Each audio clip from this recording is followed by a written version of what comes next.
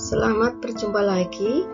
Pada kesempatan ini kita akan membahas mengenai kisi-kisi soal penilaian akhir semester tahun ajaran 2021-2022. Satu persatu akan kita bahas.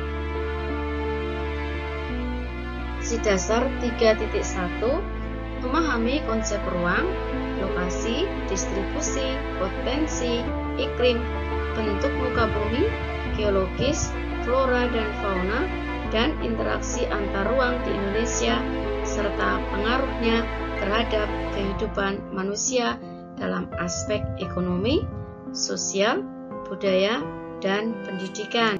Pertama, konsep ruang dan interaksi antar ruang. Ada 5 soal di sini.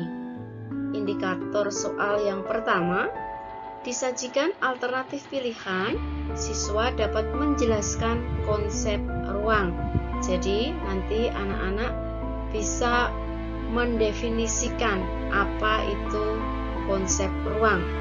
Yang kedua, disajikan alternatif pilihan, siswa dapat mengidentifikasikan faktor-faktor interaksi keruangan. 3. Disajikan alternatif pilihan, siswa dapat memberikan contoh interaksi antar ruang di Indonesia. 4. Disajikan alternatif pilihan, siswa dapat menentukan kualitas lingkungan yang baik. Yang kelima, disajikan alternatif pilihan, siswa dapat menganalisa permasalahan tentang kenaikan harga kebutuhan pokok khususnya di Batam. Nah, di dalam materi ini ada 5 soal ya yang sudah kita latihkan contoh-contoh soal.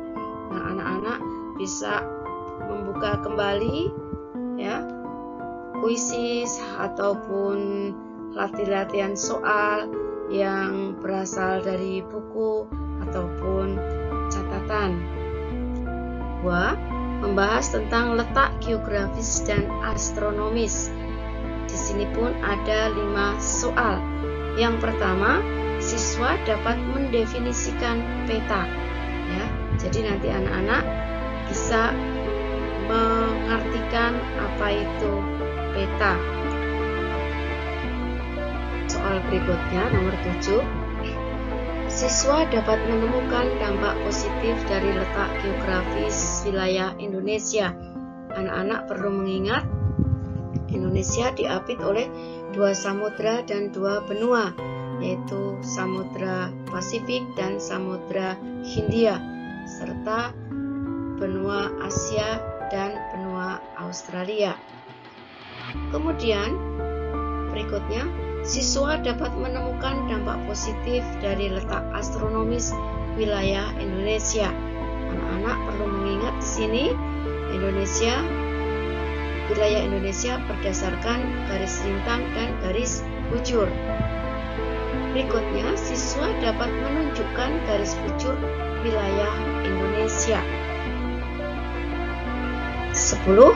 Siswa dapat menganalisis dampak negatif dari letak Indonesia yang strategis ditinjau dari aspek budaya. Berikutnya tentang kondisi geologis wilayah Indonesia. Nah, ada 5 soal di sini. Nomor 11, siswa dapat mendefinisikan geologi. 12, dipaparkan gambar peta Ring of Fire.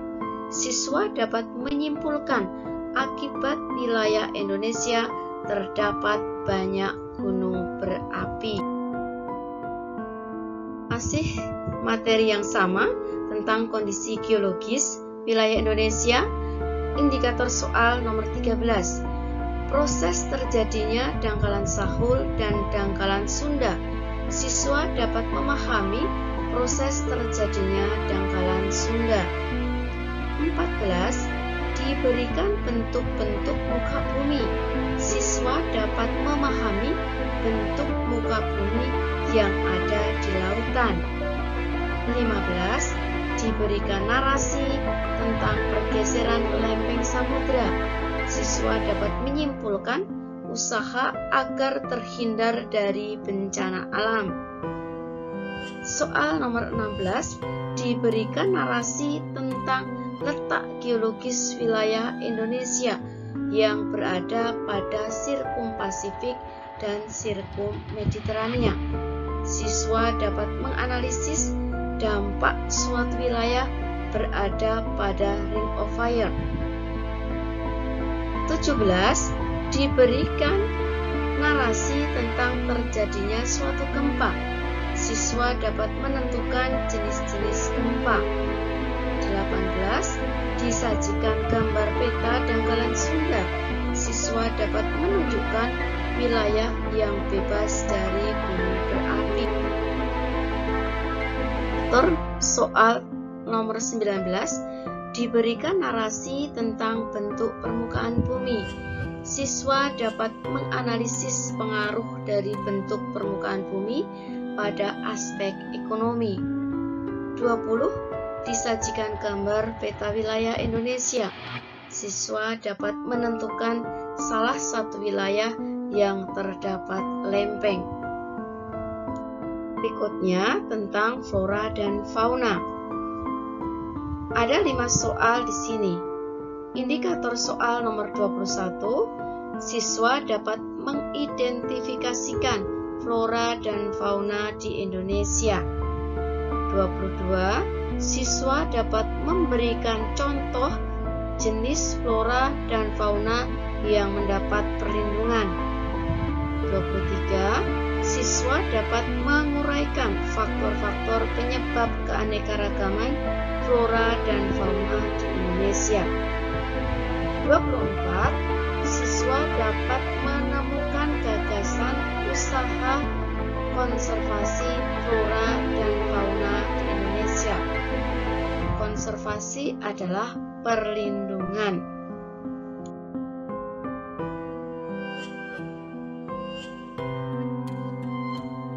Indikator soal nomor 25. Siswa dapat menganalisa permasalahan dengan punahnya tumbuhan dan satwa khususnya di wilayah Batam.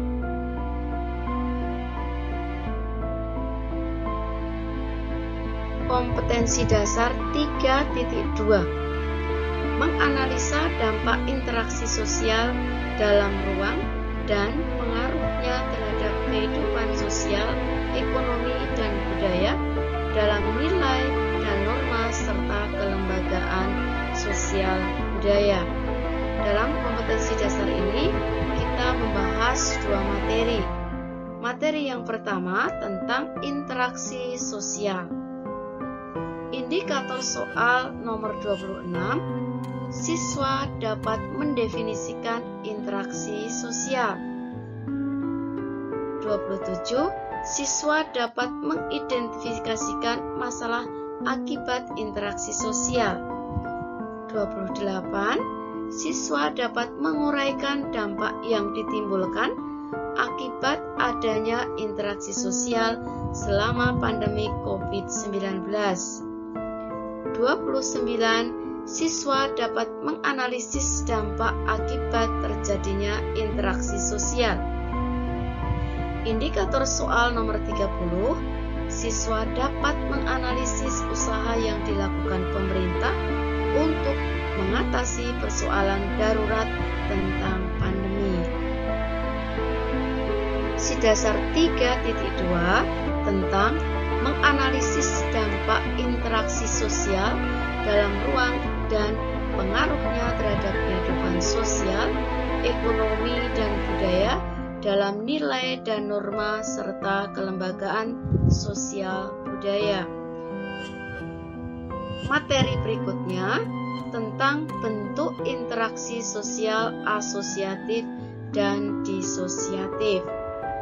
Adapun indikator soalnya nomor 31, siswa dapat membedakan interaksi sosial asosiatif dan disosiatif. Nah, anak-anak perlu mengingat apa itu asosiatif dan disosiatif. bentuk interaksi sosial asosiatif adalah bentuk yang positif, sedangkan bentuk interaksi sosial disosiatif adalah bentuk interaksi sosial yang bersifat negatif. Indikator soal nomor 32, siswa dapat memberikan contoh bentuk interaksi sosial disosiatif. 33. Siswa dapat memecahkan masalah kasus interaksi sosial disosiatif. Jadi, nanti anak-anak diberikan suatu kasus.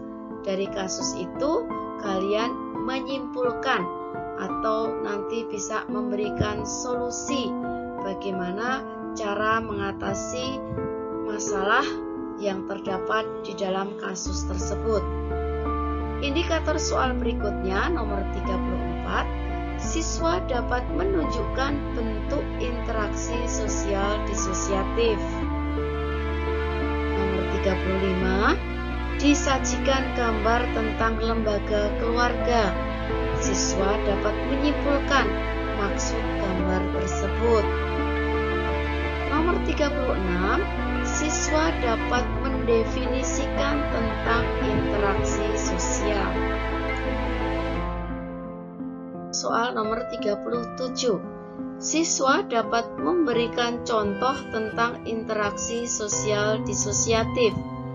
Nomor 38, siswa dapat menyebutkan syarat interaksi sosial. Nomor 39, siswa dapat menyebutkan bentuk interaksi sosial disosiatif. Nomor 40, disajikan narasi, siswa dapat menyimpulkan faktor terjadinya interaksi sosial. Jadi, narasi ini adalah cerita. Jadi, anak-anak pahami dulu ceritanya, baru memberikan kesimpulan. Nomor 41, disajikan narasi, siswa dapat menyimpulkan faktor terjadinya interaksi sosial. Jadi masih sama ya dengan kasus yang berbeda.